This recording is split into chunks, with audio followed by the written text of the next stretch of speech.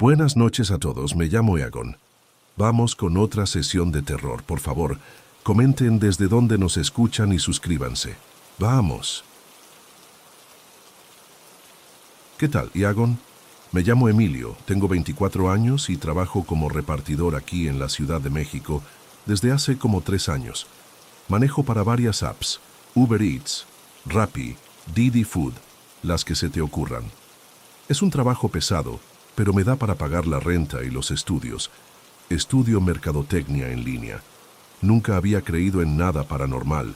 De hecho, siempre me burlaba de mis amigos cuando contaban historias de fantasmas o cosas así. Pero lo que me pasó hace unos meses me tiene todavía muy sacado de onda. Tanto que dejé de trabajar de noche y ahora solo reparto de día. Te voy a contar todo porque necesito sacarlo de mi sistema. Todo empezó un viernes por la noche, en noviembre del año pasado. Andaba trabajando en la zona de la Roma Norte, que normalmente es muy buena para las propinas, porque hay mucha gente con dinero que pide comida cara. Era como las 11 de la noche, y acababa de terminar una entrega cuando me llegó un pedido nuevo en Uber Eats. Era de un restaurante japonés que conozco bien. Pidieron como 1,000 pesos en sushi. La dirección era en la calle Medellín, pero cuando la puse en el GPS me mandó a una zona que no conocía muy bien, como entre la Roma y la Doctores. Cuando llegué al lugar, me quedé confundido porque el GPS me marcaba que había llegado, pero la dirección decía que era el 4º piso del edificio 47 y el edificio que tenía enfrente claramente solo tenía 3 pisos. Era un edificio viejito, de esos de los años 70, con fachada de ladrillo rojo medio desgastado. Le di vueltas al edificio, pensando que tal vez había otro edificio con el mismo número, pero no, era el único. Llamé al cliente y me contestó una voz de señor mayor que me dijo: 4º piso, departamento 4B, toque el timbre. Le dije que el edificio solo tenía 3 pisos y se quedó callado un momento. Luego me dijo: joven, estoy viendo por la ventana y usted está ahí abajo. Suba por la escalera 4º piso. Me dio mucha curiosidad y también un poco de miedo, pero el pedido estaba bien pagado y no quería perder la propina. Entré al edificio y efectivamente había una escalera que subía más allá del 3er piso. Era raro porque desde afuera se veía claramente que el edificio terminaba en el 3er piso, pero desde adentro había un 4º piso perfectamente normal. Subí y toqué en el 4B. Me abrió un señor como de 60 años, muy bien vestido, con camisa y pantalón de vestir, como si fuera a una oficina. Se veía completamente normal, solo que tenía la piel medio pálida y los ojos como muy hundidos. Me recibió el pedido muy amable, me dio propina en efectivo y me agradeció mucho. Lo único raro es que cuando me entregó el dinero, sus manos estaban heladas como si hubiera estado en un refrigerador. Pensé que tal vez tenía mala circulación o algo así. Me fui sin pensarlo mucho más. Pero esa misma noche me llegaron otros 2 pedidos igual de raros. Uno era para una casa en la calle que según yo se llamaba Baja California, pero cuando llegué ahí no había ninguna casa, solo un lote baldío con escombros. Llamé al cliente y me dijo que estaba en la casa azul con el número 23. Yo le dije que ahí no había nada, pero él insistía. De repente, como si mis ojos se hubieran ajustado o algo así, pude ver una casa azul vieja entre los escombros. No sé cómo explicarlo. Era como ver un espejismo, pero muy real. La casa se veía deteriorada, con pintura descascarada y ventanas rotas. Toqué la puerta y me abrió una señora mayor con un vestido floreado muy viejo. Pidió tacos de una taquería que cerró hace años según yo, pero ahí estaba su pedido en mi mochila térmica. La señora me pagó con billetes que se sentían raros, como muy viejos y húmedos. Me dio las gracias y cerró la puerta. Cuando me volteé para irme, la casa ya no estaba, solo el lote baldío otra vez. Me quedé ahí parado como 10 minutos tratando de entender qué había pasado, pero no podía explicármelo de ninguna manera lógica. El tercer pedido de esa noche fue a un edificio de departamentos en la colonia Doctores. La dirección era para el sótano, lo cual ya me pareció raro porque normalmente los sótanos son para estacionamiento, no para departamentos. Cuando llegué, efectivamente, Había una entrada al sótano y bajé por unas escaleras muy oscuras. Abajo había un pasillo largo con varias puertas, como si fueran departamentos normales, pero todo se sentía muy frío y húmedo. El aire olía a humedad y algo más que no podía identificar, como a flores marchitas. Toqué en la puerta que me indicaban y me abrió un chavo como de mi edad, con ropa normal pero que se veía muy cansado. Tenía ojeras muy marcadas y la piel grisácea. Me recibió su pedido de pizza y me platicó que estaba estudiando para un examen muy importante. Me dijo que llevaba días sin dormir estudiando. Lo raro es que cuando le pregunté qué estaba estudiando, me contestó que medicina, pero que el examen era para entrar a la universidad. Le dije que se cuidara y que descansara, y él me contestó, sí, en cuanto termine este examen voy a poder descansar para siempre. Después de esa noche, empecé a recibir pedidos raros casi todos los días que trabajaba por la noche. Siempre eran direcciones que no debían existir o que estaban en lugares donde no había nada.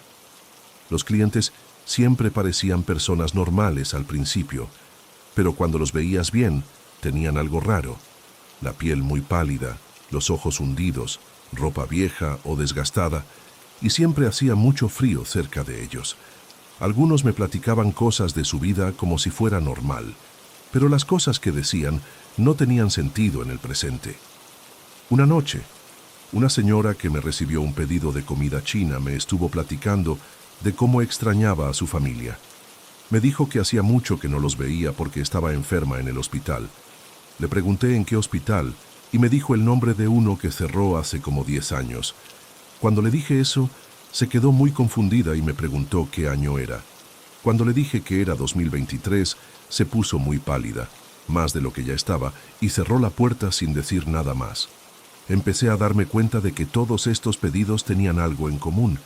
Eran para gente que parecía no saber que había muerto. Hablaban de sus vidas, sus trabajos, sus familias, como si todo siguiera igual, pero las cosas que decían correspondían a años atrás. Algunos mencionaban eventos que habían pasado hace décadas. Otros hablaban de lugares que ya no existían, y todos tenían esa apariencia extraña, como si estuvieran enfermos o muy cansados. Lo más aterrador pasó una noche cuando estaba entregando en una zona que no conocía bien. Era un pedido para una casa en una calle que según mi GPS existía, pero cuando llegué me di cuenta de que toda la cuadra se veía como de otra época. Las casas eran viejas, los carros que estaban estacionados eran modelos de los años 80 y 90, y hasta los postes de luz eran diferentes. Era como si hubiera entrado a un barrio que estaba congelado en el tiempo.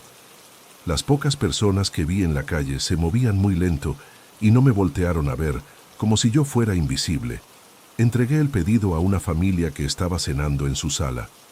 Todos se veían normales, pero tenían esa palidez característica. Me invitaron a pasar y a cenar con ellos, pero algo en mi interior me decía que no lo hiciera. Les agradecí y me fui rápido.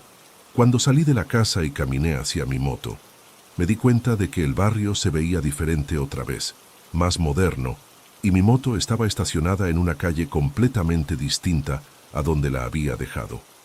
Fue como si hubiera estado en dos realidades al mismo tiempo. Después de esa experiencia, decidí investigar algunas de las direcciones donde había hecho entregas. Busqué en internet y en registros públicos y descubrí cosas que me helaron la sangre. El edificio donde entregué en el 4º piso, que no existía, había tenido un incendio en los años 90, donde murió una familia completa en el 4º piso. El lote baldío donde entregué a la señora de la Casa Azul había sido una casa que se derrumbó en el terremoto del 85 y murió toda una familia ahí. El edificio con el sótano tenía registro de que un estudiante de medicina se había suicidado ahí en los años 2000. Me di cuenta de que, sin querer, había estado entregando comida a personas que habían muerto en esos lugares, pero que por alguna razón seguían ahí, viviendo sus rutinas como si nada hubiera pasado. Lo más perturbador es que las apps seguían mandándome pedidos para esas direcciones, como si el sistema supiera que esas personas seguían pidiendo comida. Intenté bloquear esas direcciones, pero siempre aparecían nuevas, en lugares diferentes pero con las mismas características raras.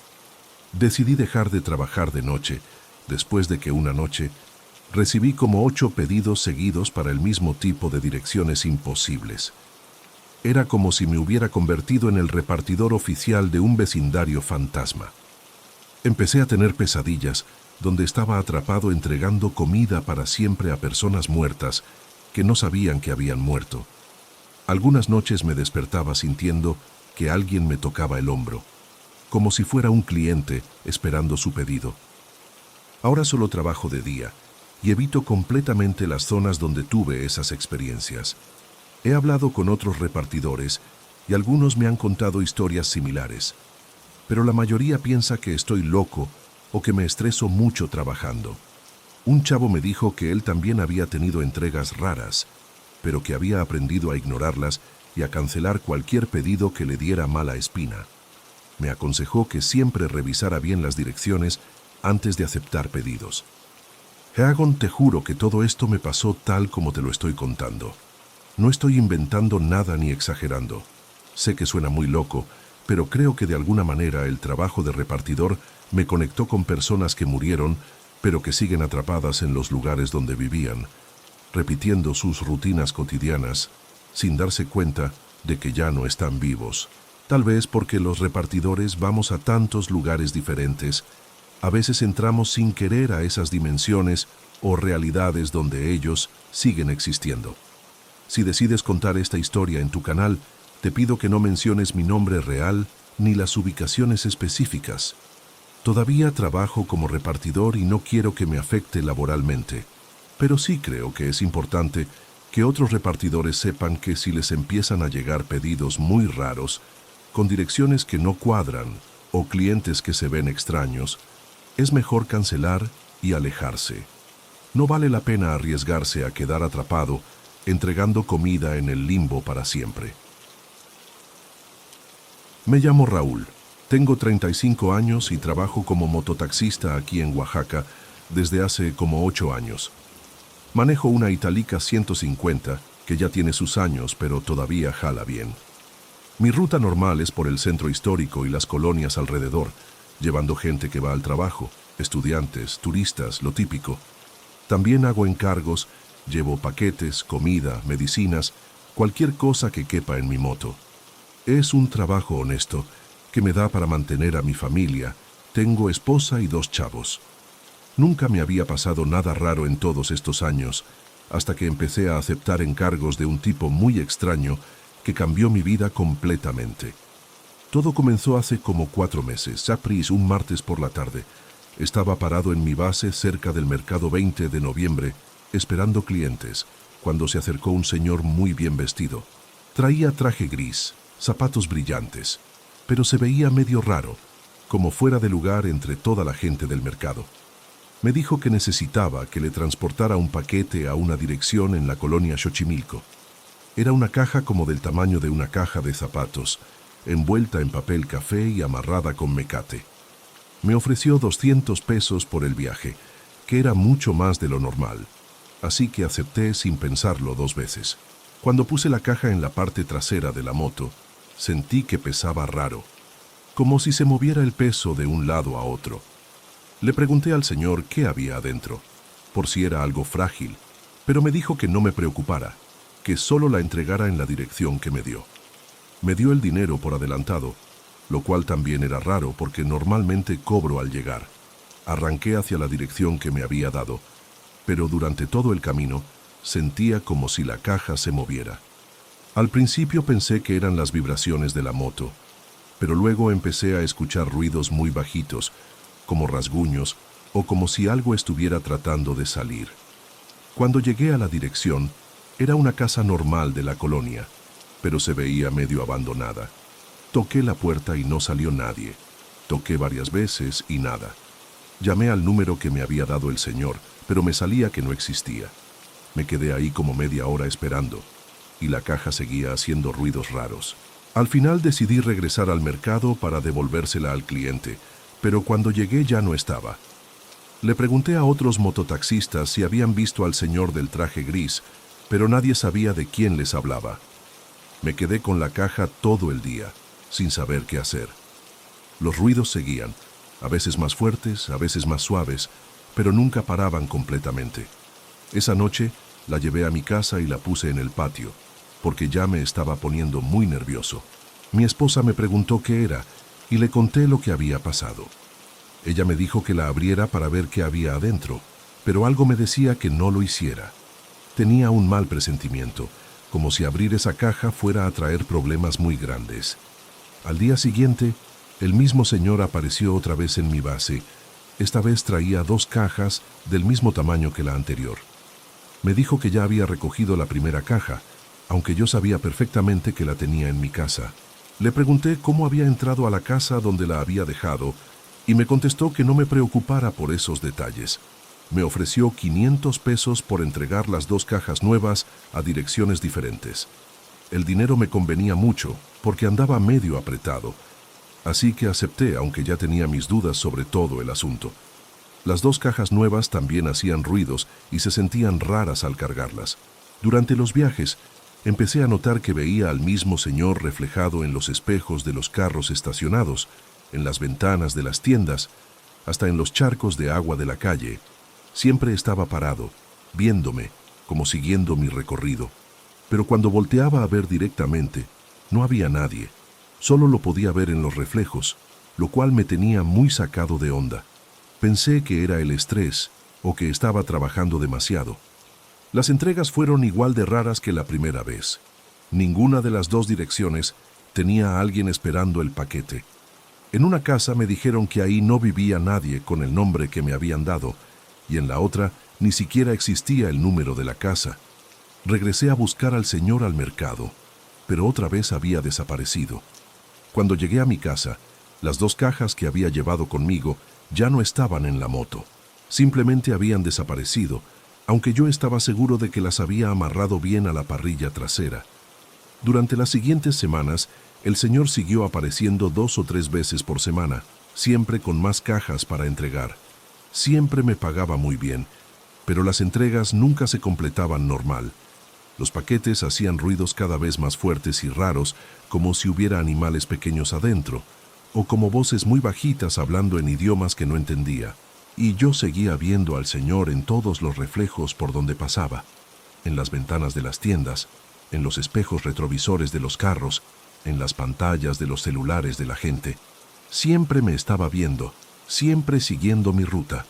Un día decidí seguir al señor cuando se fue después de darme un encargo. Lo seguí con cuidado, manteniéndome lejos para que no me viera. Caminó por varias calles del centro, hasta llegar a una iglesia vieja que está medio abandonada, cerca del templo de Santo Domingo. Entró por una puerta lateral que ni sabía que existía. Esperé un rato y cuando entré a buscarlo, la iglesia estaba completamente vacía. Le pregunté al padre que estaba ahí si había visto entrar al señor del traje gris, pero me dijo que llevaba toda la tarde solo y que esa puerta lateral había estado cerrada con llave desde la mañana. Esa misma noche, cuando llegué a mi casa, mi esposa estaba muy asustada. Me dijo que había visto a un señor parado afuera de la casa toda la tarde, pero que cuando salía a ver, no había nadie. Solo lo veo reflejado en las ventanas, me dijo. Y ahí me di cuenta de que no era el único que lo estaba viendo. Mis hijos también empezaron a decir que veían a un señor en los espejos del baño y en la pantalla de la televisión cuando estaba apagada. Toda mi familia estaba viendo al mismo tipo que me había estado contratando.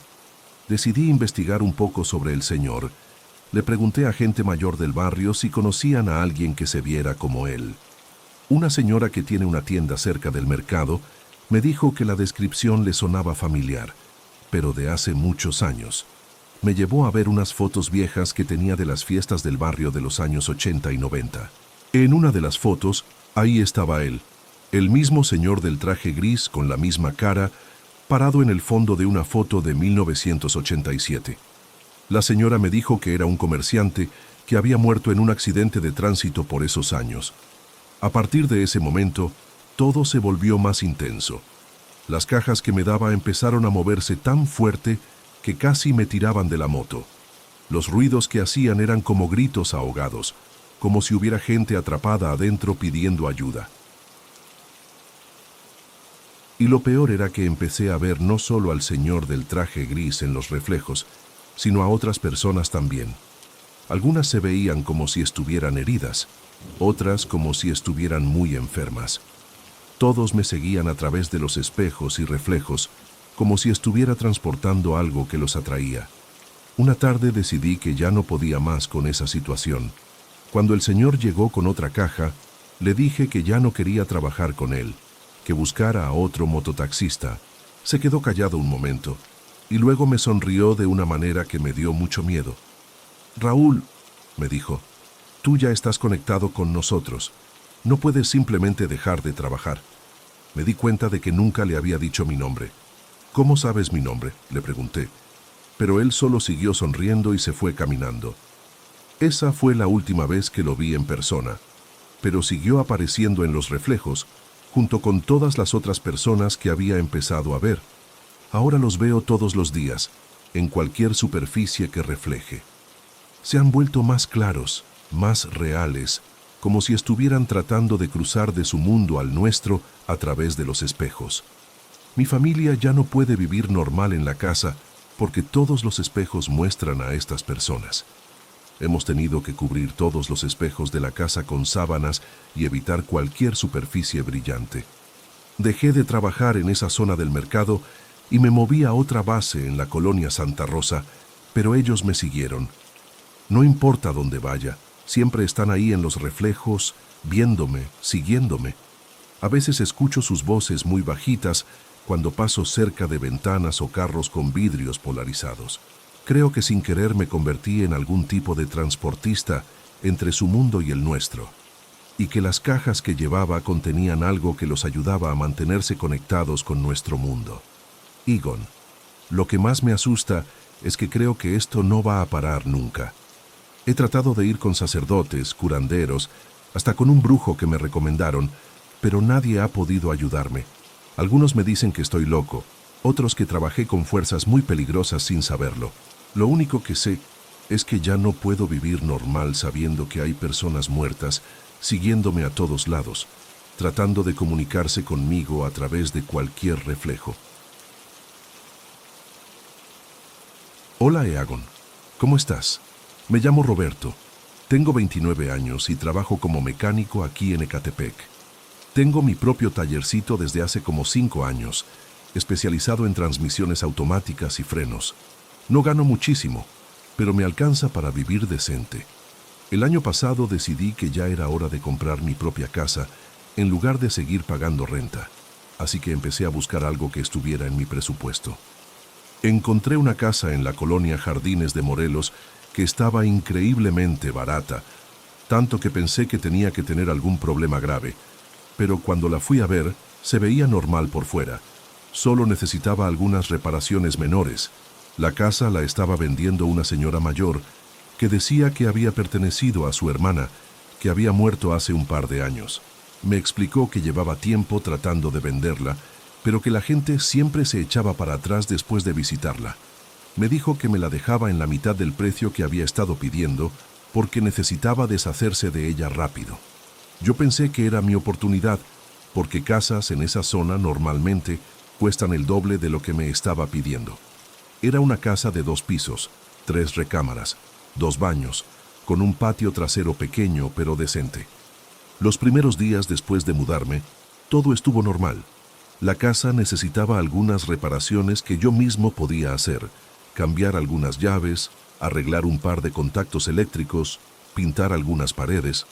Trabajaba en el taller durante el día y en las tardes le daba mantenimiento a la casa. Me sentía muy contento de finalmente tener mi propio lugar. Pero después de como una semana de estar viviendo ahí, empecé a escuchar cosas raras durante las noches. Al principio pensé que eran los vecinos hablando, porque las casas en esa colonia están muy pegadas unas con otras. Pero los sonidos venían de adentro de las paredes de mi propia casa. Eran como susurros muy bajitos, conversaciones en voz muy baja, como si hubiera gente escondida entre las paredes platicando. Lo raro es que no podía entender lo que decían.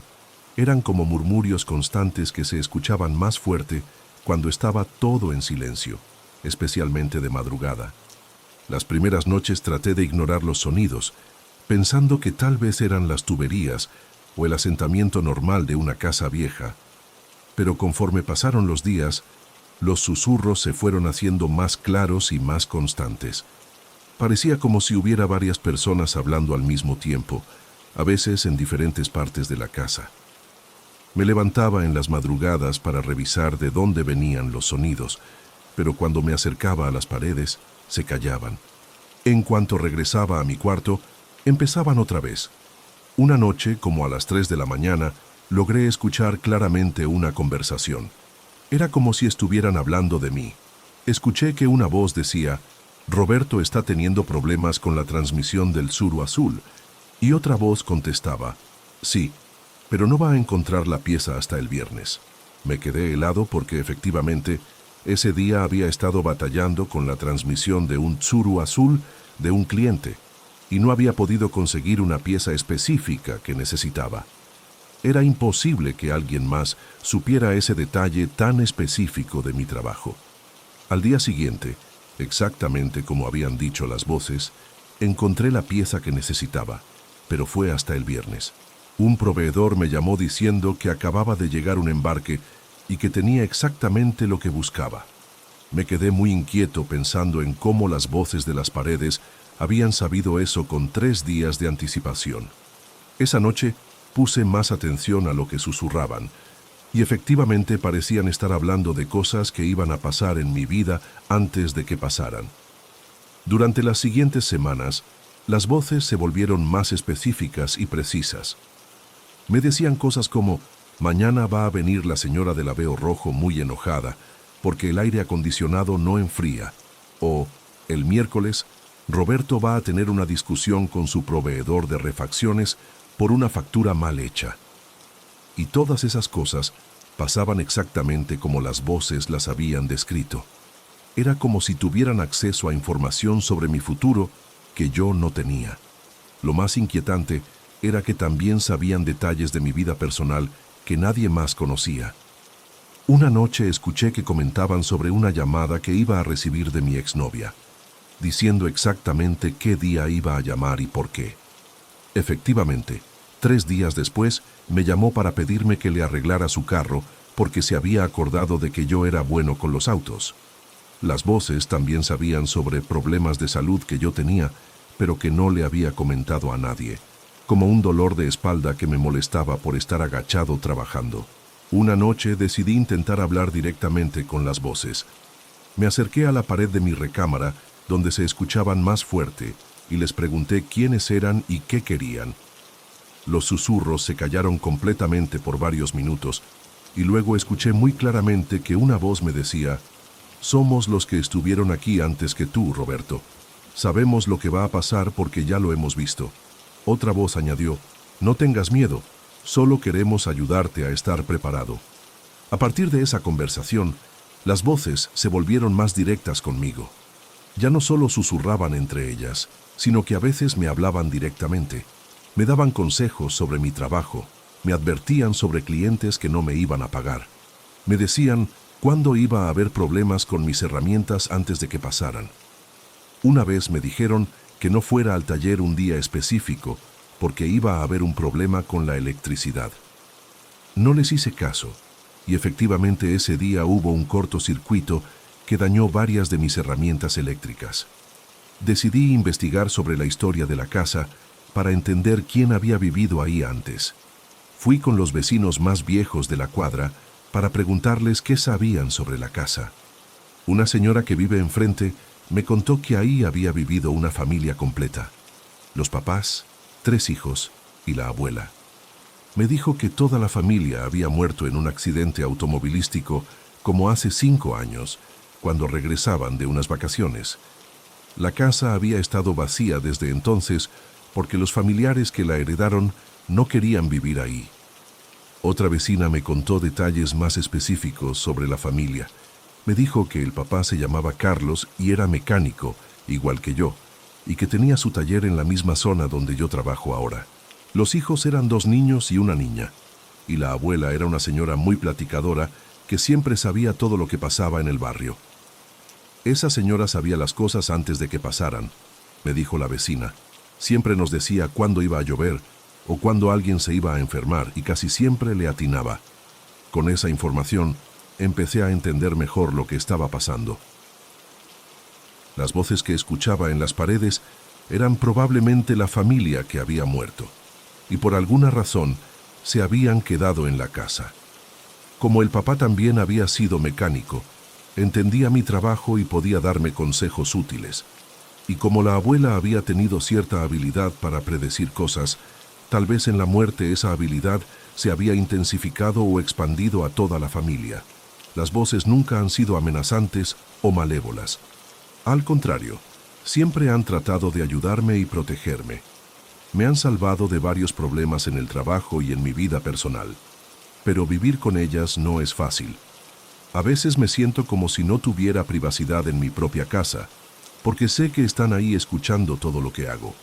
También es perturbador saber cosas que van a pasar antes de que pasen, especialmente cuando son cosas malas que no puedo evitar.